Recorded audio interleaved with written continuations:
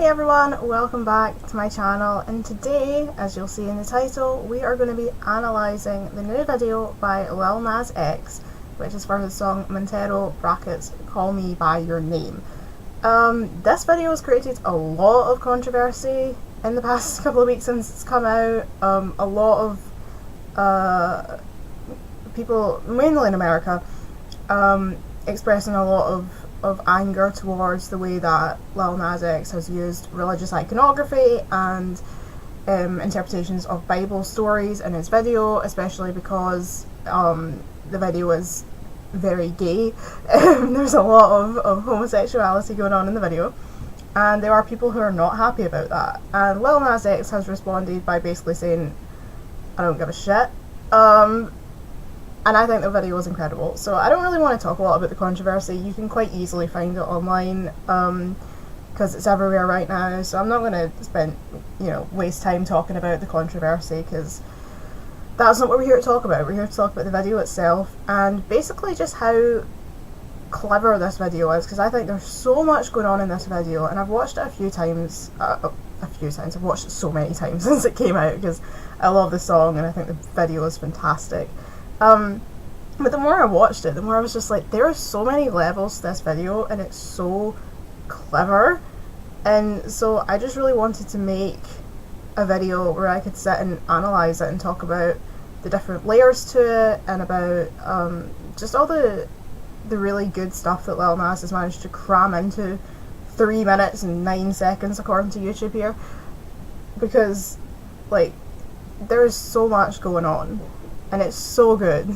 So that's what we're going to be talking about today.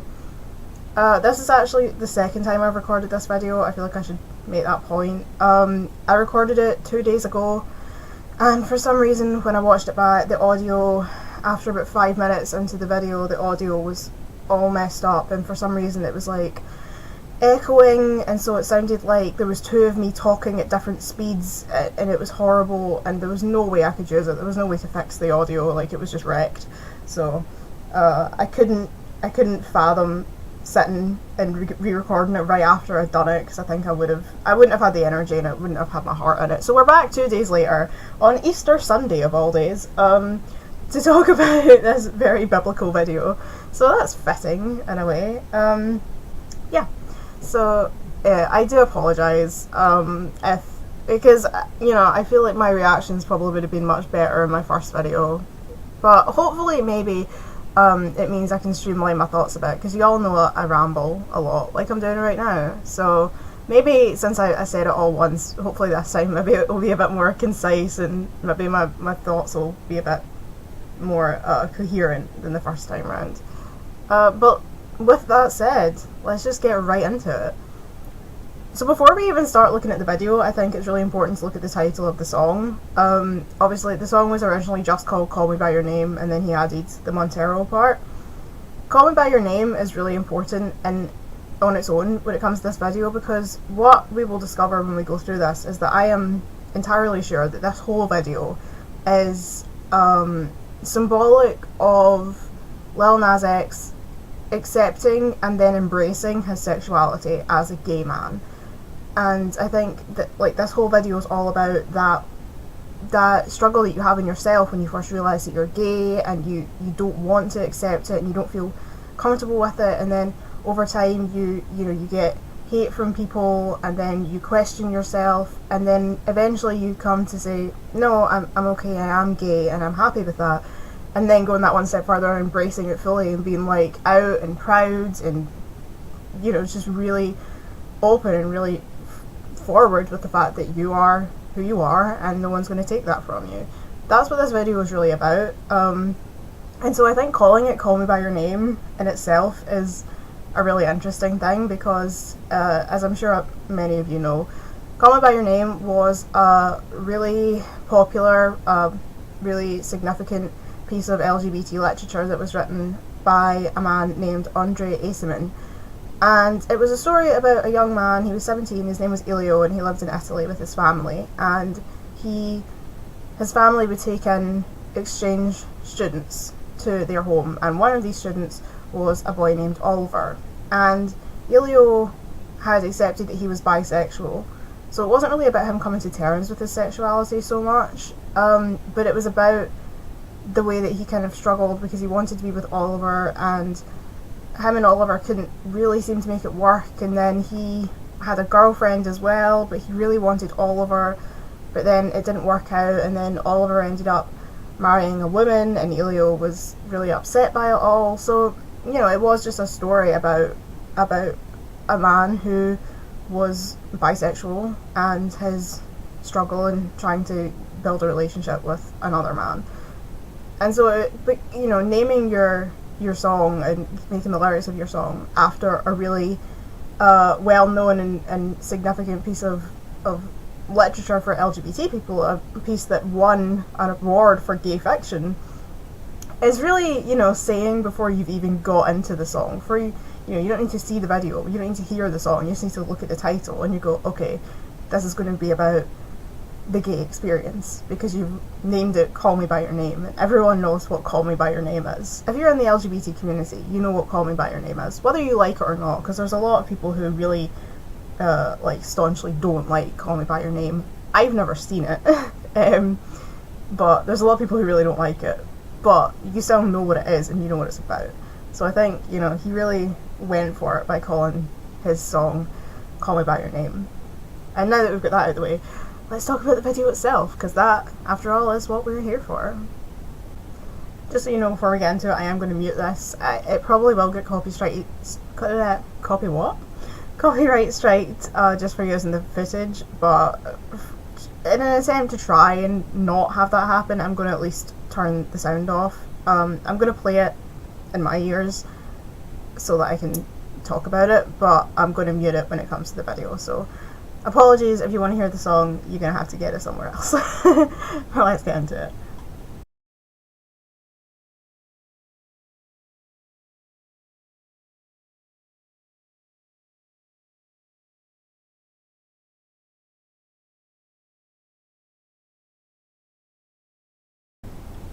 So this first bit is quite interesting. He says, you know, that in life we shut out the parts of ourselves that we don't want the world to see, we banish them, but here we don't. So I think that we can quite safely say is about what it's like to be gay and in the closet. You know, when you're trying to hide the parts of yourself that people don't understand. And that is a lot of, you know, that's a lot of what we say in the LGBT community, is that the reason that people are against us is usually because they don't understand. And people say that all the time. They're like, I don't understand how, you know, a man can look at another man and be attracted to him, or how a woman can be attracted to another woman, or, you know, on the other side of the coin, you know, how someone can feel like they're not the right gender, that they're not in the right body. And it's like, yeah, I'm sure you don't understand that, but you don't have to. You don't need to understand something to know that it's real. There's loads of things in the world that I don't understand. Doesn't mean I don't think they're real. I don't understand most kinds of trigonometry. Doesn't mean that I'm out here telling people that triangles aren't real. You know what I mean? Like, I don't understand a lot of science, you know, and when it comes to, I don't understand how the universe can be infinite, how it just doesn't end. Like, my brain can't comprehend that. Doesn't mean I'm out here telling scientists they're wrong, you know?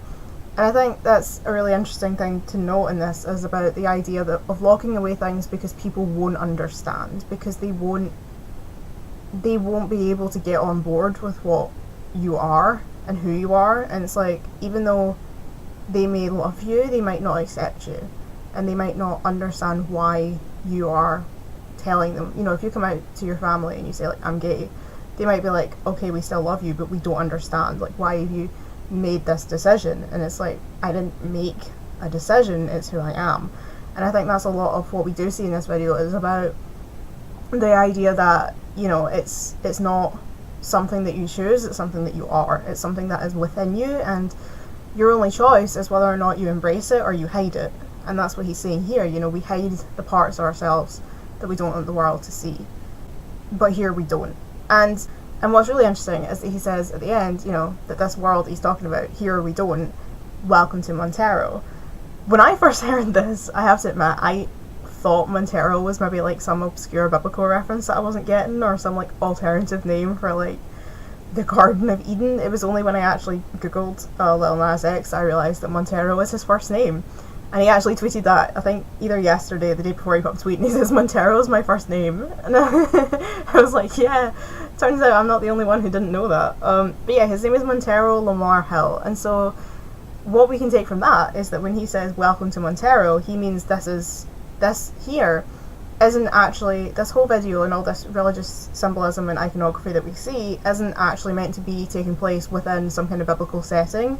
This is all a metaphor for what's going on inside of his mind. Montero is him, and this is his psyche, and this is what is happening inside of his head. And so this whole video is supposed to be symbolic of the narrative that has been going on inside of his head through the past few years as he learned to embrace and accept his homosexuality and actually come out to the rest of the world as a gay man. And so everything that we're going to see in this video, in my opinion, is all a representation of how he feels in his own mind, and this is all symbolic of his journey. So it's not meant to be seen as literal, biblical. You know, you're not meant to be seeing this as the literal serpent or the literal Satan. This is all just representations of things that are going on inside of his mind. And that's what we're going to see as we go through this video. So let's move on to the next section.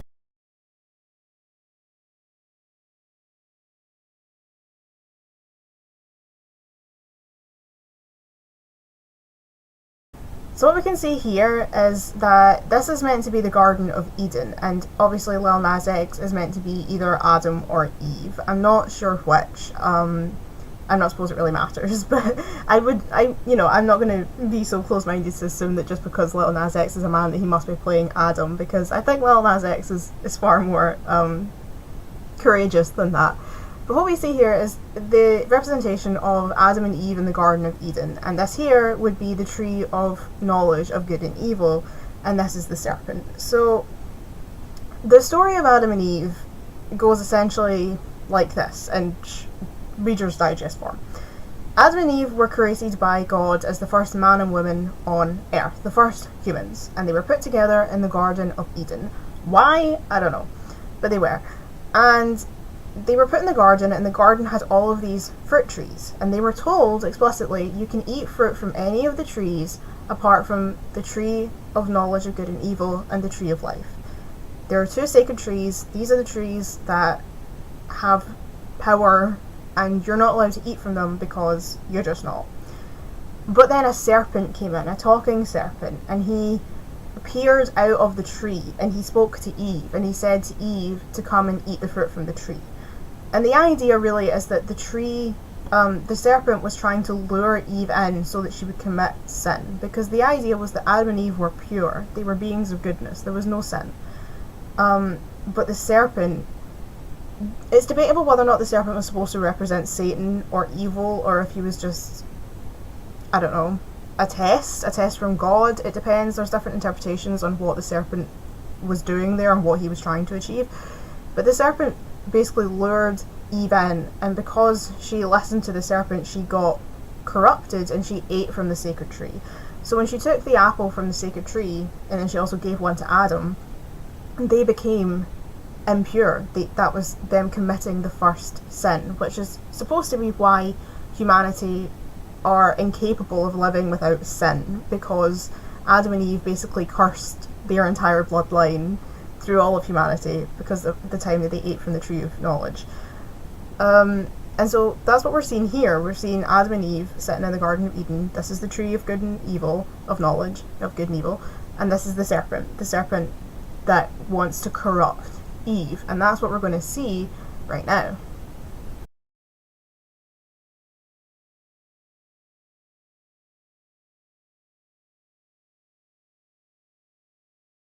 So this is the serpent, and he's meant to be like, this is him coming out of the tree. So Lil Nas is just chilling under the tree, having a good time, playing his guitar, when the serpent appears, and the serpent is going to try and corrupt him, and he's going to try and lure him into doing something sinful. But of course the idea here is that it's not that he's trying to corrupt Adam or Eve. Lil Nas is Adam and Eve. in the same way that the biblical serpent was. Essentially, what this is meant to represent is that this is the corruption of the sin of being gay. So we know that in the Bible, it states that being gay is a sin. Oops.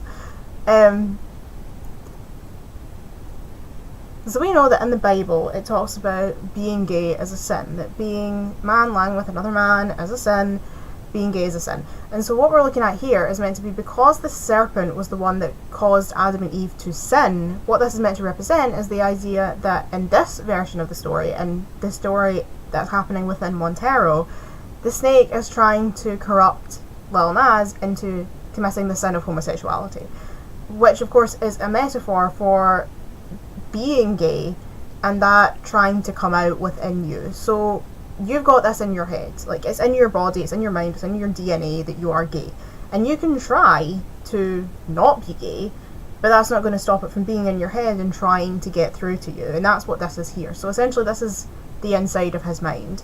And what we're going to see here is the way that he tries to escape from that. So let's have a look.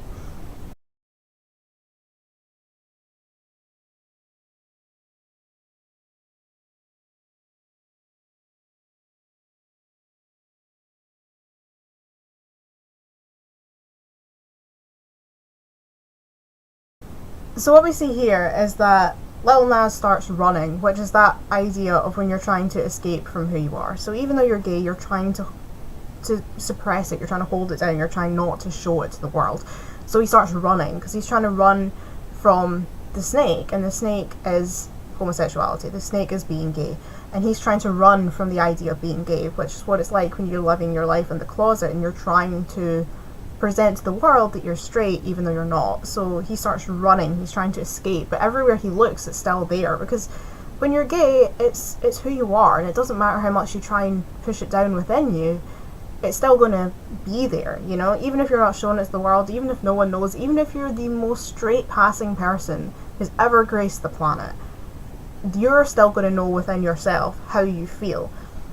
And if you try and suppress it, it's just going to keep trying to come back, because you're never going to feel fulfilled as a human being when you're not being true to yourself. So no matter how much you try and suppress it, it's going to be in everything. And that's what he sees here. You know, he looks at the flowers and he sees the snake. He looks at the tree and he sees the snake. He looks at the clouds and he sees the snake. Because the snake is who he is, and he's never going to be able to escape that no matter how hard he tries.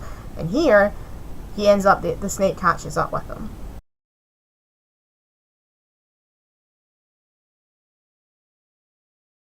Interesting thing here I just wanted to point out is that people have been talking about this, that Call Me By Your Name is actually one of the rare songs in the world where a gay artist actually sings and uses the pronouns of, like, the sex that they're actually interested in.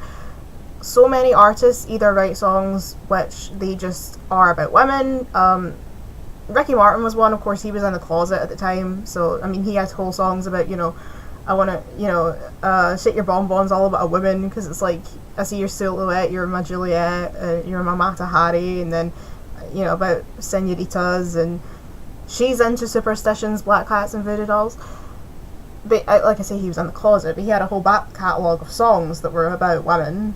Then there's artists like, say, Darren Hayes, which, as far as I know, none of his songs have ever mentioned a man. They're all just generic second person, so they could be about either.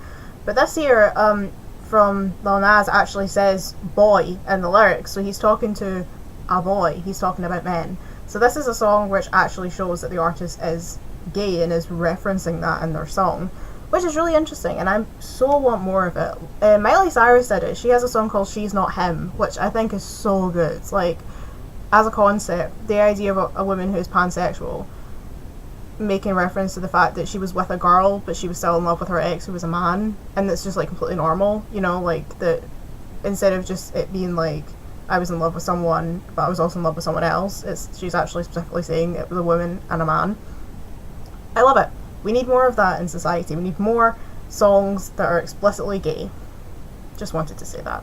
What we have here is the serpent, and you can see here on his face is the third eye. And there is this part in the story about the serpent corrupting Eve with its third eye. I don't entirely know if that's in every version of the story. I should mention, I've said this in other videos, I'm not a religious person. I wasn't raised religious, so everything I know about religion is from my own interest in learning about it, but I don't actually follow any religion. I'm an atheist. But I'm super interested in religion, super interested in the way that it has influenced the world.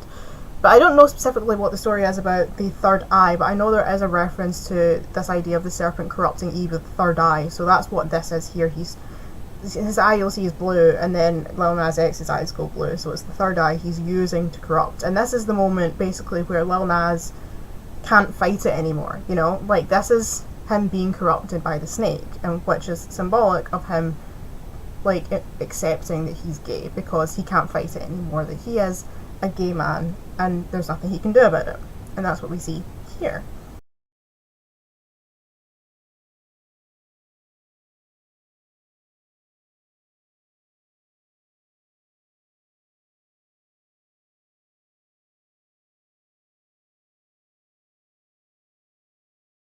I had to laugh because people were talking about, there was this joke going around online about the director saying to Lil Nas X, like, how many actors do you want for your video? And him going, one, because he plays every part in this video. But I was thinking to myself, like, that is a really good way of getting around COVID restrictions in our current climate.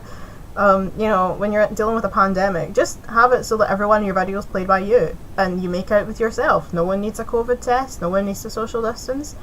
Just, you know, Photoshop in you kissing yourself. No, it can't get any easier than that.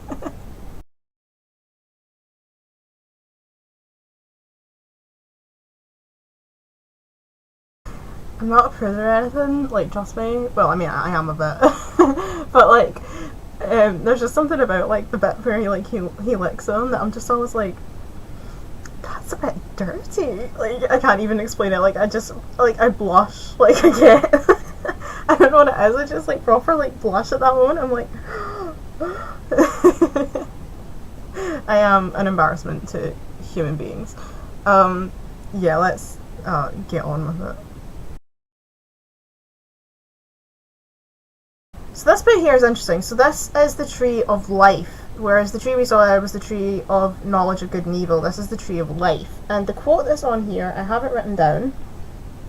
It is a quotation from Plato's Symposium, and it says, after the division, the two parts of man, each desiring his other half. So I have no idea what that actually means in context of Plato, but I'm assuming that the reason, and like I said, this is my assumption, I'm assuming that the reason that Lil Nas X is using this in the video is because it says about, you know, the two parts of man, each desiring his other half. Other half obviously being a term that we sometimes use for our romantic partner, you know, they're my other half. And so I think that he's using it as kind of a play on words about a man desiring another man, desiring his other half, you know, about the two parts of man, so like two men desiring the other half who's also a man because you're gay. I think it's meant to be a sort of a play on words about using it in the context of homosexuality. Like I say, I don't know what the actual quote refers to. I doubt it's got anything to do with homosexuality, although it might. You know what Greek was like, like ancient Greece was like. But I think that's what he's using it for in this context. I think it's meant to be sort of a kind of subtle reference to being gay, which of course this whole video is a big reference to being gay, so that would make sense.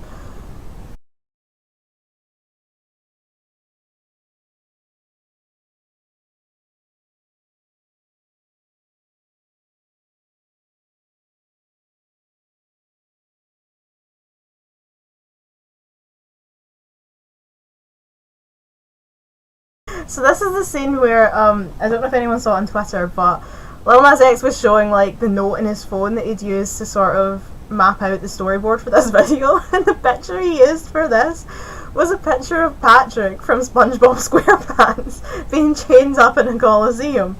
Now, I've actually seen online, it's mentioned on the Wikipedia page, that it said like, Lil Nas X said that he was inspired by SpongeBob SquarePants to make the video, and I'm like, I don't think the whole video was inspired by SpongeBob SquarePants. I think there's some other stuff going on here rather than SpongeBob SquarePants. But he did definitely say that, like, I don't think this was actually him using it as a. It was more of a reference. It was more of like a pictorial reference that like this is what I want it to look like, but not SpongeBob. But that's just who Lil Nas X is as a guy. I wanted to go back a second. So I wanted to say as well, these people here give me such strong Hunger Games vibes. You know how, I can't remember what it's called, like the city in the Hunger Games. I want to say it's the capital, but I could be wrong. Where like they actually go to get all dolled up for the Hunger Games. I feel like everyone in this bit of the video looks like they are straight up from the Hunger Games. Like this is such like what is even his name? It's been so many years since, it's been like at least 7 years since I last read the Hunger Games. The one that Stanley Tucci played in the movie. Him. It reminds me of him, is what I'm trying to say. Anyway, let's move on.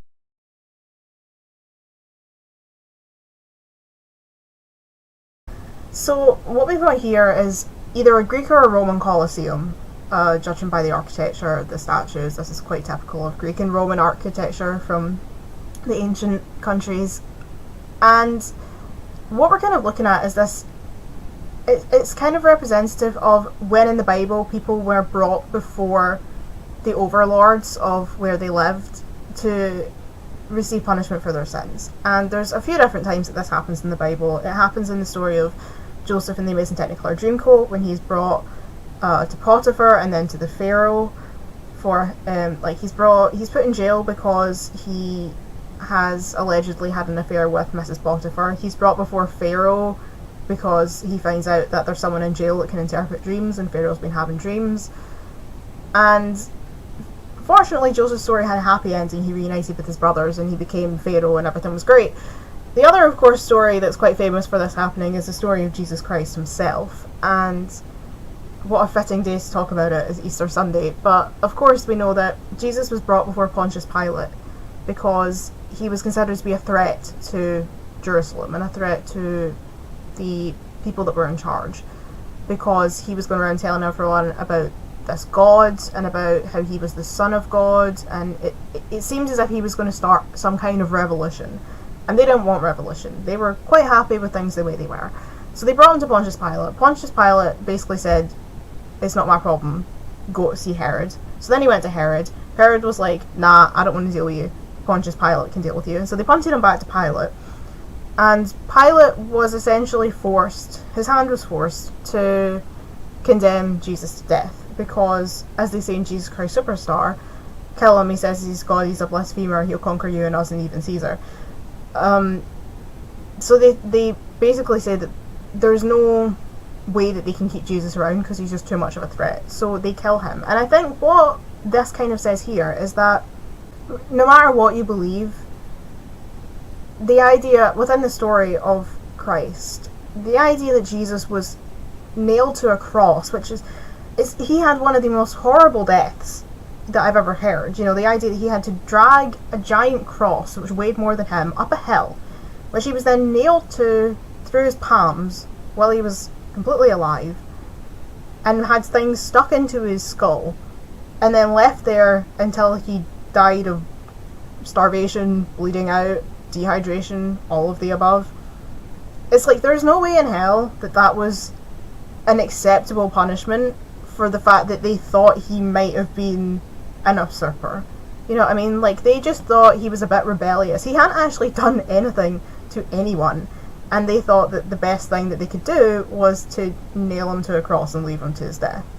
And I think what this kind of shows is it's meant to be, I think, how I interpret it, is that the way that Jesus was killed for his crime that really wasn't a crime, he hadn't done anything, is the same way that people are persecuted around the world and sometimes in certain countries killed still to this day for a crime that isn't a crime. And I think this is supposed to equate the idea that Jesus was persecuted and killed for something which should never have been considered to be a crime punishable by death. It shouldn't have been considered a crime in the first place, but certainly not something that should have caused his death. with the idea that being gay is also not a crime and should 100% not be punishable by death, despite the fact that in some places in the world it still is. And I think we can kind of see that if we go forward a few seconds and we see what happens next. I think that will explain it slightly more.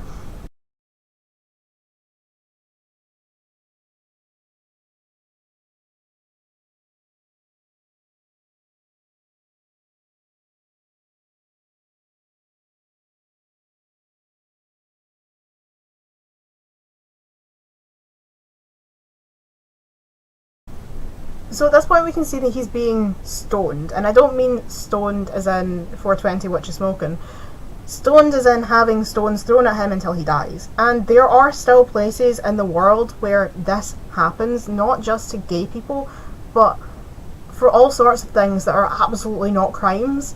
And it boils my blood, because it's like there are people all over the world that get away with actual murder, like get away with horrible, horrible crimes. And then there are other people who are being tortured for things that are not, they're just part of being a human being. You know, it's not, I'm pretty sure, I don't want to quote anything because I could be wrong, but when I read Malala Yousafzai's autobiography, because Malala Yousafzai is my hero and I absolutely love her and I think she's one of the best people on this planet, but in her book I'm pretty sure I remember there being a story about a girl being stoned, and if I remember right it was because she was seen like talking to a boy. And basically, like, in certain cultures, you know, an unwed woman talking to a boy without supervision of her family is considered, you know, a horrible crime that brings shame upon your family, and the only solution is to basically remove that person from life. And so that's, yeah, and there are places where that is also considered to be the crime, the punishment for the crime of being gay, for the crime of homosexuality, is to just throw things at them, rocks, until they die. Or various other things, all sorts of things where people, and of course, you know, it doesn't even just need to be law, hate crimes, you know, murders, things like that, which happen to gay people all the time just because they're out there being who they are and loving who they want to love. And it's like, if straight people can love who they love, there's no reason why we should be killing people for being gay. It's just so hideous. And I think that's what this is trying to, the symbolism here, I think, and what I interpret with my TV production degree, because 4 years of broadcast production at university, and I'm talking about Lil Nas X YouTube videos. Stay in school, kids. Follow your dreams. I'm kidding, I love this, I love doing this. But yeah, what I interpret from this is that he's trying to compare the death of Jesus, which was completely unfair, no matter what side of the coin you fall on religiously. The death of Jesus is not fair, with the unfair killing of gay people in the world, because they are both similar in the way that they were just people living their life, speaking their truth, and getting murdered as a result. So that's what I take from this. But we'll move on now to the next section, which is when what I interpret here is that this kills him. He's being stoned and he dies, and so the next scene is of him, his spirit, and what happens to his spirit after death.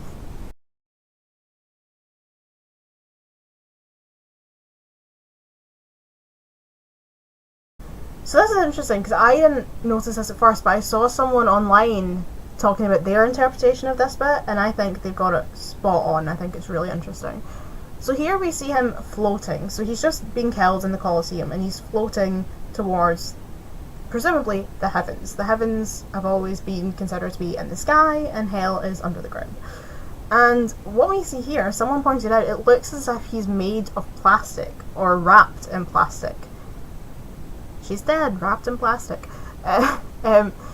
Yeah, it looks like he's made of plastic, and of course, as we know, plastic is a synthetic material. It's man-made, it's not natural, and it doesn't biodegrade, and that's why the world is dying. But, you know, we consider things that are made of plastic to be things that are man-made, things that are fake, not things that naturally occur in our world, but things that are created, things that are false. And there's this thing, you know, this stigma about, you know, we say that people who have plastic surgery are fake because their body is made of plastic, which is a horrible thing to say. If you want to have your body adjusted and that's going to make you happy, then go ahead and do it. No one has the right to tell you that that's a bad thing. Like, get it done from a reputable professional, make yourself happy, do what you want, your money, your life, and your body, your life. But there is this idea, that stigma about calling people plastic, which is, we mean that they're fake, calling them Barbie because we think that they look like a plastic doll.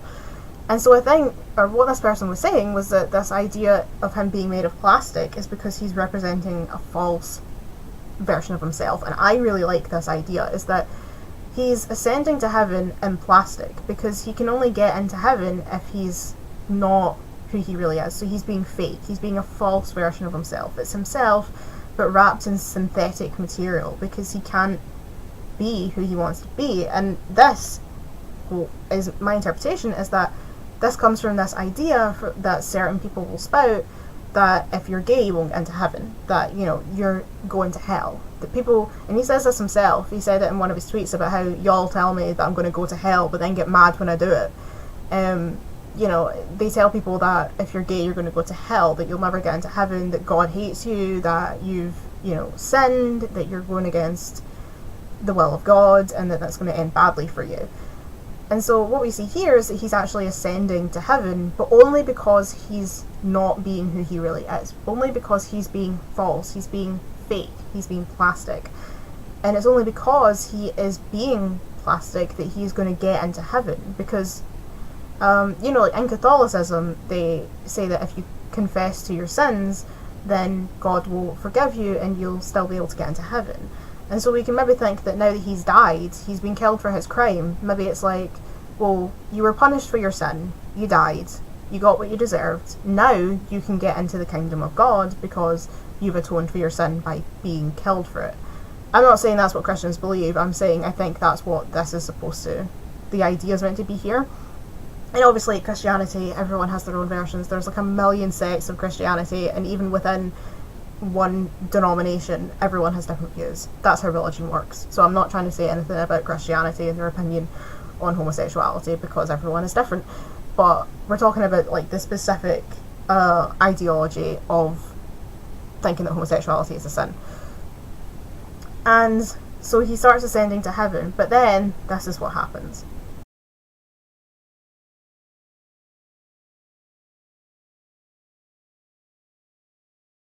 So a great place to stop. So obviously what we see here is just as he was about to get into heaven, he grabs a pole and starts pole dancing, and he's going to pole dance into hell. And the way I see it is that he was getting towards heaven and then made the decision of, I don't want to go into heaven if I have to be an inauthentic version of myself. So he's going into heaven and he's got like the hair, the big hair like the other people that he was with in the Colosseum, the big curly hair. He's all like porcelain, and he's, you know, he looks all angelic, but he's like, this isn't me, this isn't who I am, this is the wrong version of me. So that would be the version of him when he was closeted, the version of him when he wasn't embracing who he was as a person.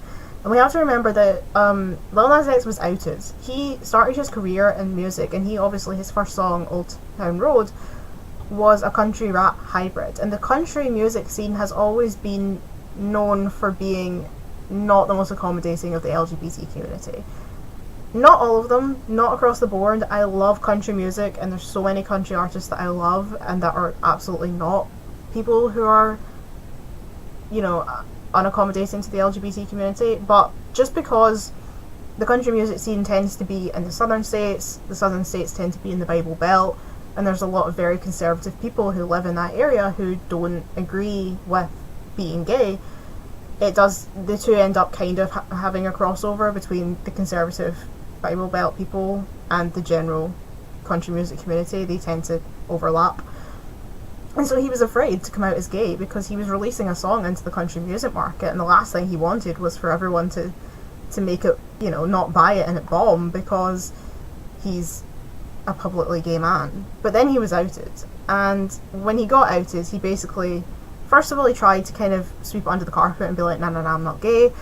But then he embraced it, and he was like, yeah, no, actually, I am gay. And if you're going to make me come out of the closet, if you're going to force me out into the world, I'm not just going to do it quietly. I'm going to be the gayest gay man you've ever seen. And we've all seen how Lil Nas X dresses. We've all seen that bright pink cowboy outfit. He basically said, if you want me to be a public gay man, I will be the most loud, proud public gay man you've ever seen, and you will never escape my gayness. You will never escape my pride, and I will ram it down your throat until you can't breathe.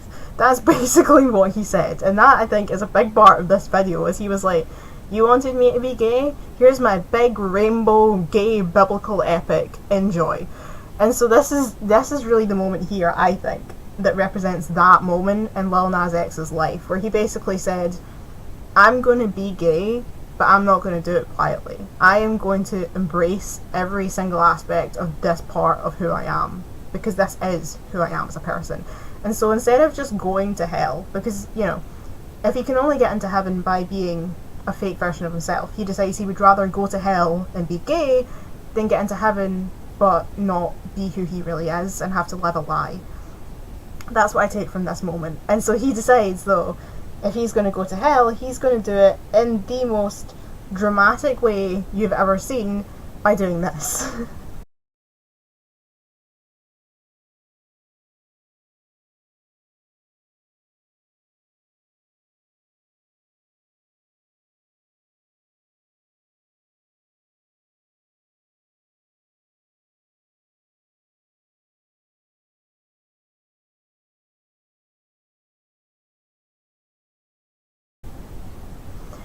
So yeah, so he decides, if I'm going to go to hell, I'm going to go down on a pole with bright red dreadlocks, wearing Calvin Klein underwear and thigh-high PVC boots with stiletto heels.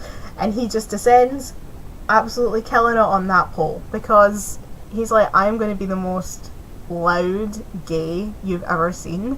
And I'm, you know, what's that meme that goes around? I'm going to face God and walk backwards into hell. I think that's the tagline of this video. I will face God and walk backwards into hell. Except it's like, I will pole dance into hell wearing Calvin Klein boxers and stiletto boots.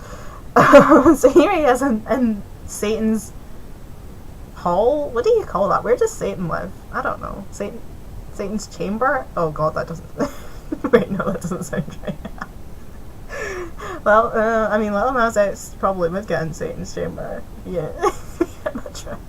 Shop. Yeah, I don't know what you call Satan's palace. Let's go with that. Satan's palace. So why not? Also want to say, like, hold on. Let's look.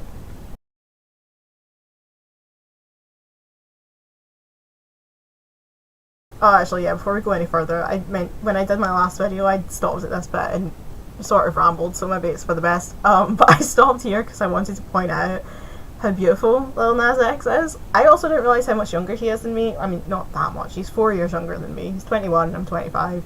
I expected him to be older. But, like, that face, that is a beautiful man. And, like, in general, these days, I tend to be more attracted to women than I am to men. I think it's really always been like that, and I was just also in the closet. But, like, every now and then, there's just a beautiful man that comes along. Men like Ewan Griffith, men like Jamie Bamber, and men like Lil Nas X, because that right there is such a beautiful face. Like, I could watch that one clip, like, on a loop. I need that in a GIF, and I'll just loop it and just stare at it, because that is just, he is so beautiful. I can't, and I mean, right, I mean, I've always been attracted to men with long hair, and if you put a man in heels, like, you know, like when Brendan Urie makes his high heels work, like, or a man in guy liner, I think it comes from the whole bisexual thing. It's like, if you make a man look like a woman, then I'm on board. And the fact that he's, like, down here with really long dreadlocks, he's got on thigh-high boots, he looks like he does, covered in tats. This is literally my, like, perfect specimen of human being. Like, if I created the perfect man in a lab, he would come out as Lil Nas X. No doubt about it. What I was going to say when I originally paused it was that I once tried on, I wanted thigh-high boots, right? I wanted to look like Ariana. Like, I love her style of, like, oversized jumpers and thigh-high boots. And so one day I was shopping, and I was shopping for boots anyway, because I needed them for, I think it was for, like, work or whatever. Like, I wanted to get new boots because mine had fallen apart. And I was out shopping for boots, and I had my mum with me. And I was like, I'm going to try on these thigh-high boots, because like I've always wanted thigh-high boots. I'd love to see how they look on me. So I tried them on expecting I was going to look like the absolute bad bitch. And they made my legs look so weird. It looked as if my legs weren't attached to my body. Like, it looked as if it was in front of like a fun house or something, and like someone had like turned the dial so it was a different person's legs that were attached to my body. And like I shouted my mum over and I was like, right, is it just me or do these make my legs look really weird? And she just burst out laughing. She's like, that doesn't look like your legs, that looks so strange. And I think it's just because I've got quite like my proportions. I've got much bigger legs than anything else. Like, my legs are where all the weight goes, and no matter what I do they won't tone. Like, I just have really large thighs. Like, yeah, like the rest of me is all in proportion, and then I've just got these big massive thighs. So I think they just, because they tied them in quite tight, I think it just made my legs look really strange.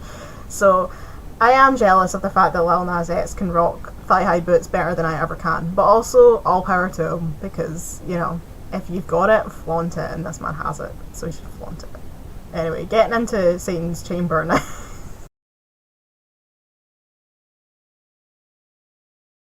So I probably won't be able to pause it in time, but you will see there, just as he's coming up, there's like there's a circle around Satan. I forgot his name. I forgot the name of Satan.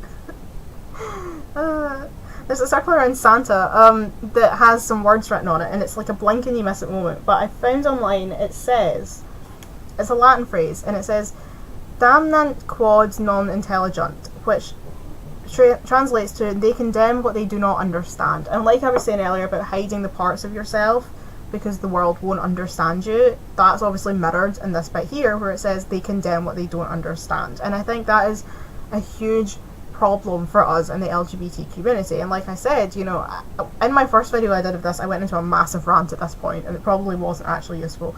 But what I was saying was that no one has the right to tell someone that what they are or what they know or what they do is wrong just because they don't understand why it's not. So like, I was reading a thing online, this is not related to being gay, but I was reading a thing online the other day about people who were intentionally essentially poisoned by family members because they didn't believe they really had a food allergy.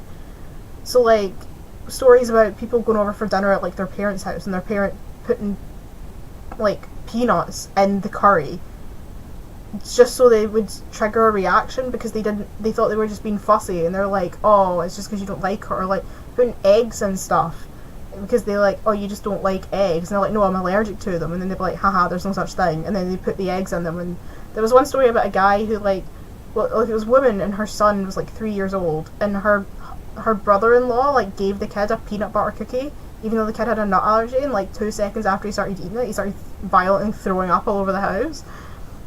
And I think it's things like that is what I mean, is it's like, you don't have the right to assume that someone's lying or that what they're doing is incorrect or that what they're telling you is incorrect just because you don't understand why it's not. So it's like, you might not understand how people can be gay, but you don't get to tell them that therefore they are wrong. Just because you don't get it doesn't mean it's incorrect information. There are, like I said, there are loads of things in life that I don't get. There are loads of things that I don't understand why they work. I don't understand so much about life. Doesn't mean that that is incorrect. It just means that whatever it is beyond my personal comprehension because of my own experience in life. Like, I don't understand being transgender.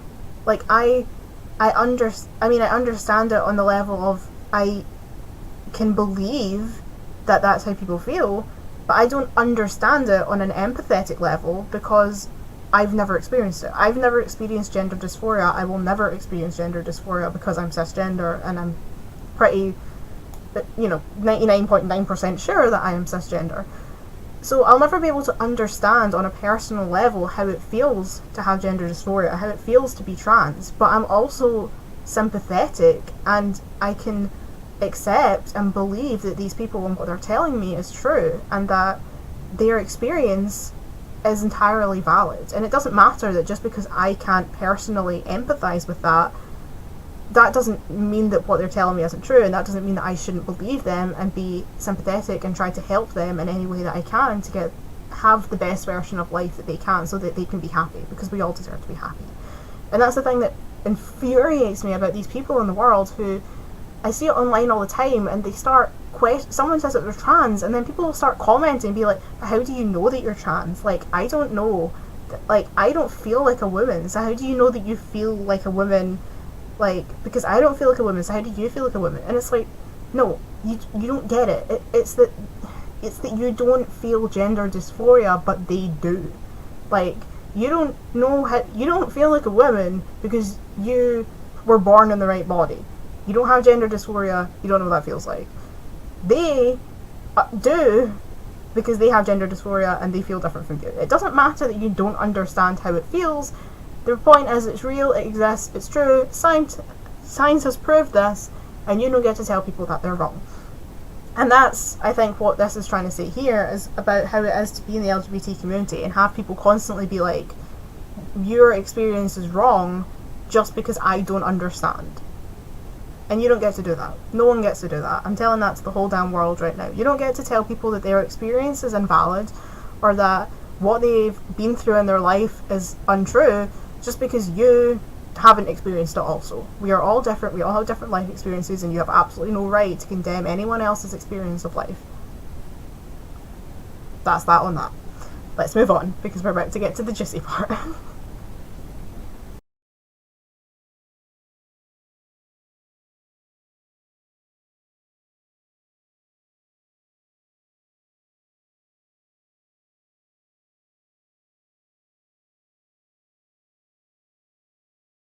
Like I said, he can rock boots better than I ever can. Like, not only that, but he's got better agility than I'll ever have. He's just far better than me in every way. That's all there is to say. Like, a fantastic human being.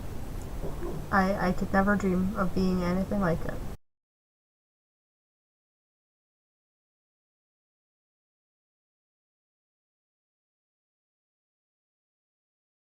So what I think we see here, obviously, is that Satan in this context is not meant to be Satan as in the actual Satan. It's meant to be the personification of the sin that we've seen throughout the whole video. So as we saw at the beginning, the sin was the snake represented sin. And by sin, what they meant was the specific sin, according to the Bible, the sin of homosexuality. And so Satan is really like not the god, that doesn't make sense, but he's like the leader of all sin. He's the epitome of everything that's bad in the world. And so homosexuality is a part of that, according to the specific biblical narrative that we're talking about here. And so Lil Nas X basically descends into Satan's hall and says, like, if you're the epitome of homosexuality, then I'm here to take your crown. And it's like what I was saying earlier about how he basically said, you know, if I'm going to be put out the closet, I'm going to be so gay that you cannot escape me. If you thought this was going to bring down my career, I'm going to turn it into the best damn thing that's ever happened. And I think that was really what he wanted to do. Was it's like, I thought I had to hide from the world to make sure my career didn't flop, but I'm going to use it as a positive. I'm going to embrace it in the most overt way that I can, and we're going to use that as a positive. We're going to use that to flourish in life. And I think he's definitely done it, because he's got so many fans, mostly in the LGBT community. And we need someone like this. We need someone out there who is representing us and not ashamed and not afraid. And I'm not saying he's the only one that is. We have so many gay icons now, and bi icons, and trans icons, and pan icons, and ace icons. You know, we've got every part of the LGBT plus spectrum, and every single one of them is valid, and you're all welcome here, in my opinion. We have got so many icons that represent all of us, and I'm so glad that we're getting into a world now where we have people that we can look up to. No matter who you are, no matter what part of the spectrum you're on, we all have someone that we can look up to.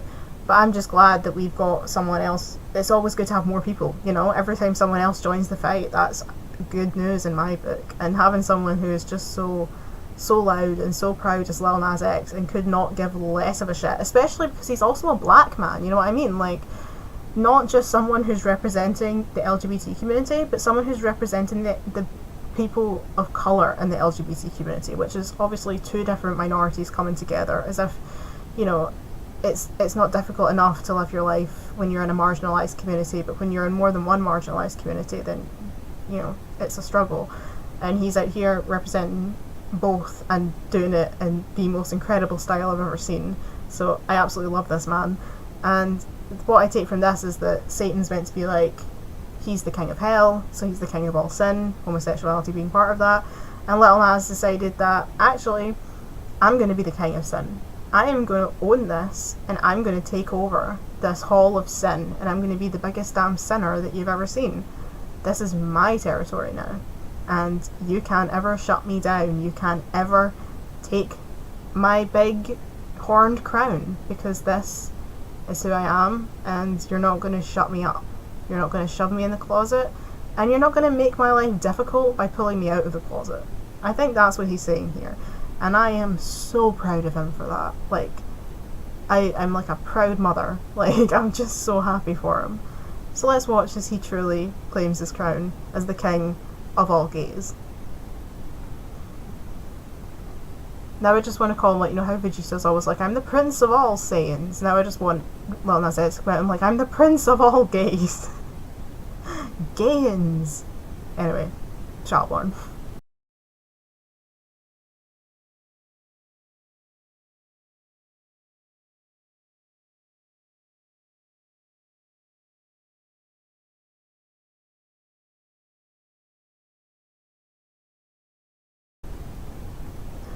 So yeah, that's the whole video, and I hope that we all enjoyed my little talk today about this video. I absolutely love it. I love the song. I've had the song on repeat for days now. I think it's brilliant. I think he's brilliant. I think even the, I don't know if you've seen it, but like if you go on Spotify, there's an instrumental version, but it's called like Lil Nas X. It's called, yeah, like Montero, Call Me By Your Name, but Lil Nas X is silent the whole time.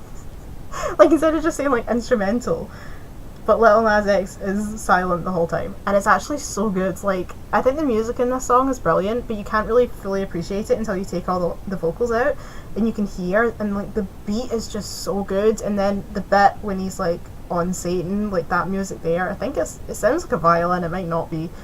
It's just so good. The whole thing is so good. So I love this song. I love Lil Nas X. I hope you've enjoyed me talking about the gay experience and ranting about how angry I get when people try and take us down. And I'll be back soon for something else. I was going to say, and I put this in the last one and then of course it got ruined, I got a capture card the other day, and I'm hoping to start Let's Plays soon once I can get it all set up to my computer and make sure it runs. I'm going to do some tests because my computer can be quite janky at times. It's always been rather temperamental. It has a mind of its own, and so the last thing I want to do is set up and, you know, try and like just launch myself into a game and then the computer decides, you know, get that fire exit door, I'm off. So I'm going to do some test runs first and see how it works. But hopefully, with any luck, if it all works, I should be here with some Let's Play soon. But I'll still be here, of course, with my main videos, my Witch Wednesdays, all that kind of thing, because this is the main point of this channel. But I love to game, and I think it'd be really fun to share that with you guys as well. And I'll stick them in a playlist somewhere, be like Laws Talks Games, or Laws Games, or Laws Plays, something like that. And hopefully you can all come along with me. Not sure what I'm going to be playing yet. Think I'll probably do some Among Us to start with, because I don't actually need the capture card to do Among Us. So that'll tide me over until I manage to get everything else set up and working. And obviously that new map just came out the other day, and it is, I played it, like, I've only played like about 3 games in it so far, and it's absolute chaos. That map is a nightmare, so I might share that with you guys and you can all see me have a meltdown when I can't find my tasks. But until then, thank you for watching. Hope you've enjoyed today's video. Stream Call Me By Your Name, and also stream Lazy Baby by Dove Cameron, because it came out the other day and it's brilliant, and girl needs our help because she deserves all the love in the world. And I'll see you in the next one. Bye!